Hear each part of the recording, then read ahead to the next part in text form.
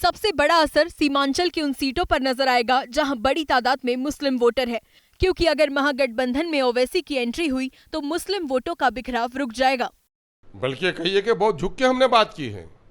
मौजूदा वक्त बिहार में जो सांप्रदायिक शक्तियां दंदना रही हैं, एआईएमआईएम ने साल 2020 में बिहार की 20 सीटों पर चुनाव लड़ा था। इसमें से 5 मुस्लिम बहुल सीटों पर ओवैसी की पार्टी चुनाव जीती थी, लेकिन कुछ ही दिन बाद एआईएमआईएम के 4 विधायक आरजेडी में शामिल हो गए। हालांकि इसका दूसरा पहलू ये है कि कांग्रेस और आरजेडी ओवैसी को बीजेपी का बी टीम कहकर निशाना साधती है। ऐसे में ओवैसी ने ये दाव चलकर वोटर्स तक ये संदेश पहुंचाने की कोशिश भी की है कि वो बीजेपी की बी टीम नहीं है, बल्कि बीजेपी को हराने के लिए चुनाव लड़ती है। सबसे बड़ा असर सीमांचल की उन सीटों पर नजर आएगा जहां बड़ी तादाद में मुस्लिम वोटर है, क्योंकि अगर महागठबंधन में ओवैसी की एंट्री हुई तो मुस्लिम वोटों का बिखराव रुक जाएगा। बल्कि कहिए कि बहुत झुक के हमने बात की है।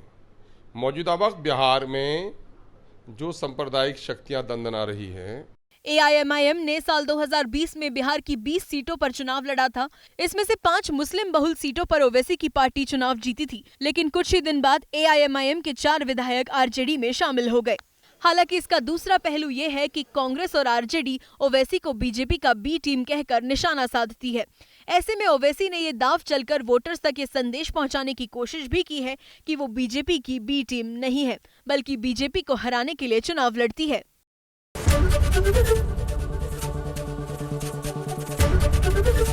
एबीपी गंगा, खबर आपकी, जुबान आपकी।